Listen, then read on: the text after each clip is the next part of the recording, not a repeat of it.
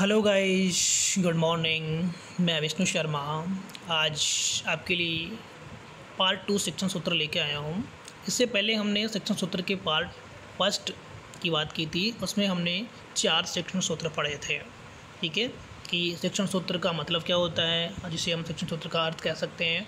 फिर उसके बाद में हमने पढ़ा कि शिक्षण सूत्र कौन कौन से हैं, और उसमें फिर हमने 4 शिक्षण सूत्रों की बात कर ली थी।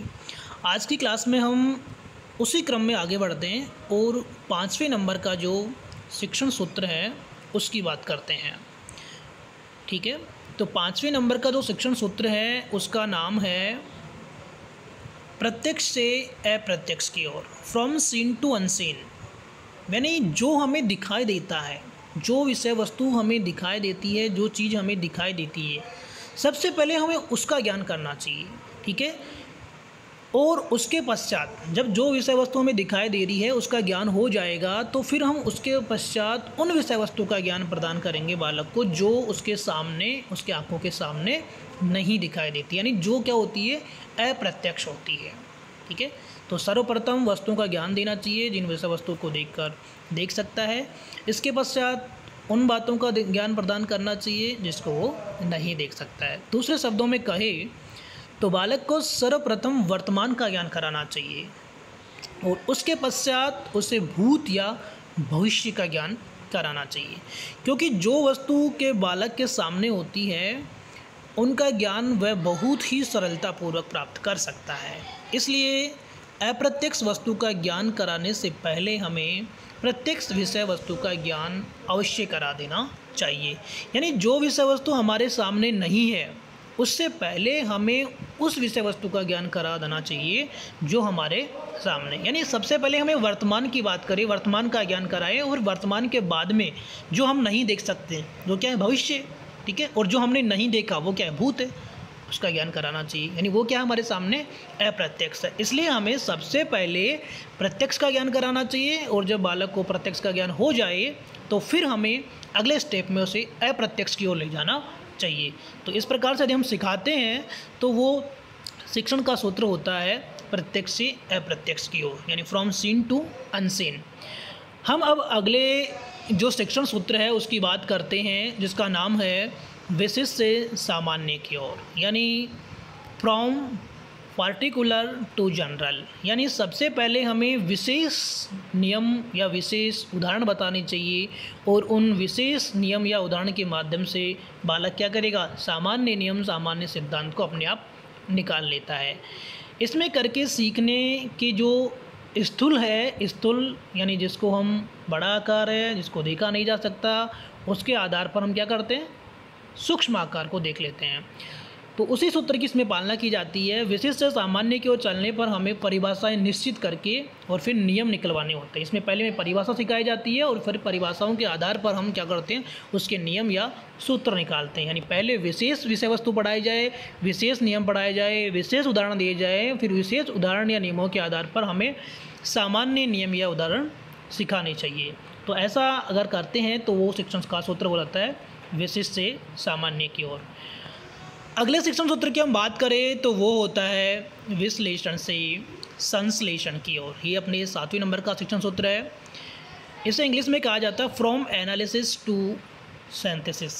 यानी अगर हमारे सामने कोई समस्या है, ठीक है, अगर हमारे सामने कोई विषय वस्तु है, या अगर हमारे सामने कोई बड़ी समस्या है, ठीक है, तो हम क्या करेंगे, सबसे पहले उस समस्या का टुकड़ों में विभाजित करें, उसके छोटे छोटे भागों में विभाजित करें, उसको इकाइयों में विभाजित करें। वैसे ही हम क्या कर सकते हैं, यदि हमारे सामने कोई विषय वस्तु है तो उस विषय वस्तु को पढ़ाने के लिए हमें अंशों में, भागों में, इकाइयों में विभाजित कर देना चाहिए, और फिर हमें उनको इकाइयों के आधार पर पढ़ाना चाहिए। ठीक है, और उस इकाइयों से, उन इकाइयों की समस्या को जोड़ते हुए हम क्या करते हैं, आगे बढ़ते हैं। तो इस तरह यदि पहले किसी समस्या का, किसी विषय वस्तु का टुकड़ों में विभाजित करके यदि हम उसका हल निकालते हैं या विषय वस्तु को पढ़ाते हैं तो वो कहा जाता है विश्लेषण, अर्थात एनालिसिस।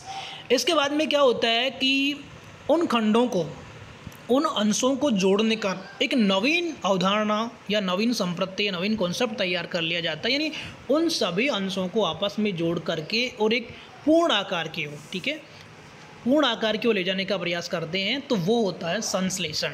यानी पहले अंश का ज्ञान, फिर सभी अंश का ज्ञान होने के बाद फिर पूर्ण आकार का ज्ञान। तो अगर ऐसा होता है तो वो कहा जाता है संश्लेषण। तो इस शिक्षण सूत्र के अनुसार पहले किसी भी ज्ञान को खंडों में समझना चाहिए और फिर उनका संश्लेषण का पूर्ण रूप करना चाहिए।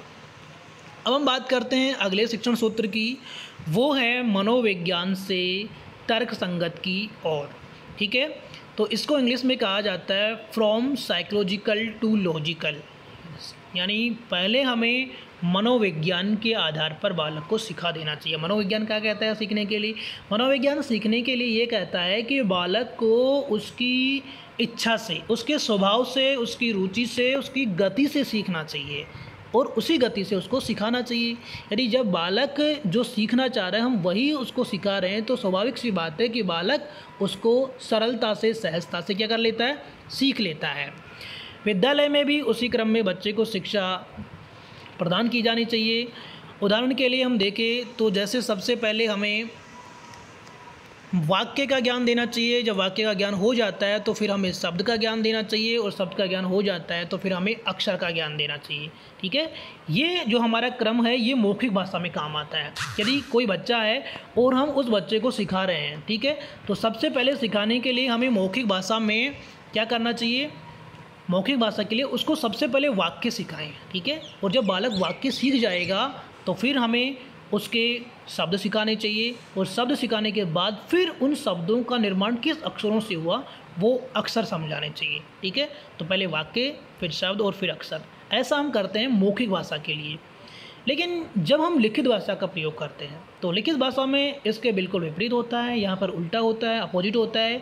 इसमें हम बालक को सिखाने के लिए सबसे पहले हम अक्षर सिखाते हैं, फिर अक्षरों से जोड़ करके हम शब्द का निर्माण करवाते हैं और फिर शब्दों को माध्यम से हम वाक्य सिखाने का प्रयास करते हैं।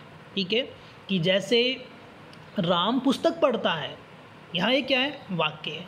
यदि हम ये कहें कि राम पुस्तक पढ़ता है, यदि मौखिक भाषा में कह रहे हैं तो बच्चा सीख जाएगा कि राम पुस्तक पढ़ता है, बोलना सीख जाएगा उसका अनुसरण करके।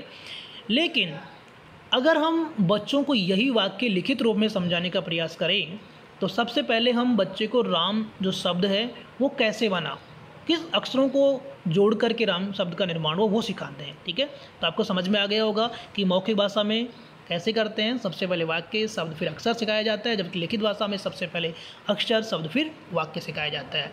तो ये होता है मनोविज्ञान का सिद्धांत। इसमें बालक को सबसे पहले उसकी इच्छा, रुचि और उसकी गति के हिसाब से सिखाया जाता है और फिर उसके धीरे धीरे उसके सामने उसका तर्क प्रस्तुत किया जाता है। इसी क्रम में हम आगे चलते हैं और अगला जो सूत्र है वो है 9वें नंबर का, वो है अनुभव से युक्ति युक्त की ओर का सिद्धांत। ठीक है, इस सूत्र के अंदर क्या किया जाता है कि सबसे पहले बच्चे अनुभव के द्वारा ज्ञान प्राप्त करते हैं। यानी बच्चों ने जो अनुभव लिया उस अनुभव के माध्यम से ही वो ज्ञान प्राप्त करते हैं। और जब बच्चा खुद के अनुभव के माध्यम से कोई ज्ञान प्राप्त करता है तो ज्ञान क्या होता है? स्थायी होता है। पर बच्चे कुछ देखते हैं और सीखते हैं, अनुभव करते हैं और फिर उन अनुभवों को हम क्या करते हैं? तर्क की कसौटी पर देखते हैं। ठीक है, तो जब अनुभवों को तर्क पे देखा जाएगा तो ये पता लग जाएगा कि ये सही है या गलत है। यदि सही है तो बच्चों को उसका अनुसरण करने के लिए आगे प्रेरित किया जाए और यदि गलत है तो फिर उसको ऐसे अनुसरण करने के लिए क्या किया जाए? हमें रोकना चाहिए। ठीक है, और बच्चों की इस जिज्ञासा को जब तक सामने नहीं किया जा सकता तब तक शिक्षण कार्य पूर्ण नहीं हो सकता। यानी जब तक बच्चे को अनुभव नहीं होंगे और अनुभव के माध्यम से खुद नहीं सीखेगा तब तक वो शिक्षण कार्य पूर्ण नहीं हो सकता। ठीक है, इसलिए जो अनुभव से युक्ति ओर का सिद्धांत है, सूत्र है, इस सूत्र के अंदर बच्चों के अनुभवों को मद्देनज़र रखते हुए फिर उसको युक्ति के आधार से सिखाया जाता है। ठीक है, इसका एग्जाम्पल लेते हैं कि जैसे बच्चा देखता है कि एक त्रिभुज है। ठीक है, उन सभी त्रिभुजों उन त्रिभुज के सभी कोणों को वो नाप कर देखता है तो सभी तीनों कोण कितने के मिलते हैं? उसको 180 डिग्री का मिलता है। तो इससे वो ये अनुभव कर लेता है कि अगर कोई भी त्रिभुज होगा तो तीनों कोणों को मिलाने से कितना बन जाएगा? 80 डिग्री बन जाएगा, 180 डिग्री बन जाएगा। ठीक है, तो इस प्रकार से बालक क्या होता है? अनुभव करता है और पहले जो उसको अनुभव प्राप्त होता है उसी अनुभवों को ध्यान में रखते हुए फिर वो उसकी युक्ति पर जाता है और इसके माध्यम से वो सीख जाता है।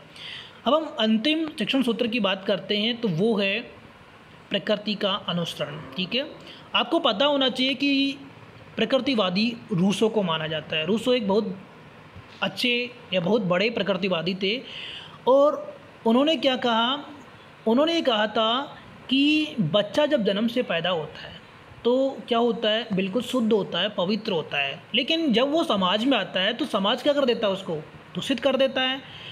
तो उन्होंने नारा दिया कि बच्चे को या बच्चे का जो विकास है वो जिस रूप में आया उसी रूप में उसका विकास करना चाहिए। इसके लिए उन्होंने बच्चे को अपनी प्रकृति के अनुसार विकास का अवसर देने के साथ शिक्षण प्रदान करना चाहिए। ठीक है, यानी जैसा बच्चा प्रकृति में आया उसको प्रकृति के अनुरूप सीखना चाहिए, यानी उसको प्रकृति में अवसर प्रदान कर एक शिक्षक के तौर पर, और शिक्षक बच्चे का एक मार्गदर्शक हो, एक निर्देशक के रूप में हो, और बच्चा उस प्रकृति के अंदर स्वयं सीखे, स्वयं प्रयास करे और स्वयं अवसर तलाश करे।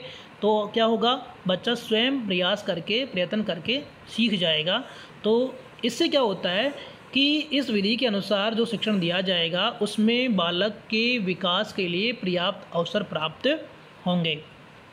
छोटे बच्चे को खेल विधि के द्वारा तथा बड़े बच्चों को मनोवैज्ञानिक विधि के द्वारा शिक्षण प्रदान करना चाहिए। ठीक है, तो ये था प्रकृति का अनुसरण, फॉलो फ्रॉम नेचर।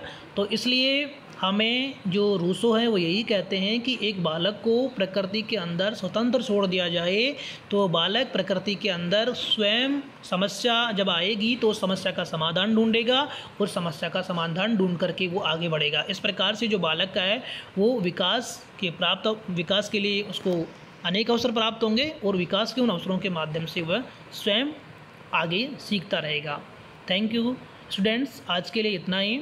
फिर हम अगले वीडियो के साथ मिलते हैं। धन्यवाद।